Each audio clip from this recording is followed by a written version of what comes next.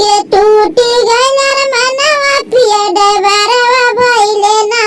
सासू के टूटी गइल रे मनवा पिया डबरवा भइले ना। पिया बेची नाकी के ना दुनिया डबरवा भइले ना। पिया बेची नाकी के ना दुनिया डबरवा भइले ना।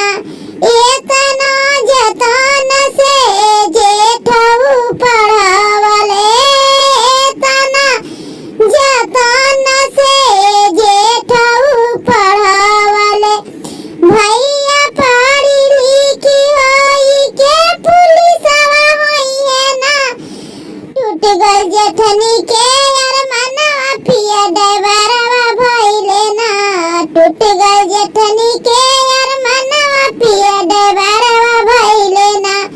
एतना जतन से जेठऊ पढ़ावले, एतना जतन से जेठऊ पढ़ावले।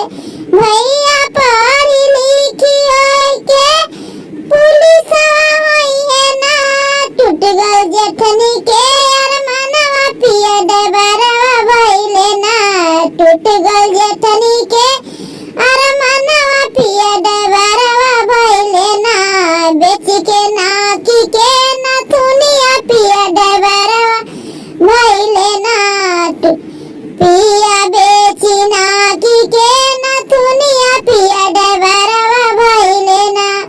इतना गजान से देवरू पढ़ावले, इतना गजान से देवरू पढ़ावले। भैया पढ़ी लिखी के ई वकीलवा होइहे ना।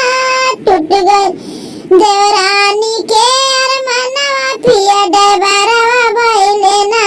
टूट गइल देवरानी के यार मनवा पिया डबरवा भइले ना। एतना गजान से देवरू पढ़ावले, एतना गजान से देवरू पढ़ावले।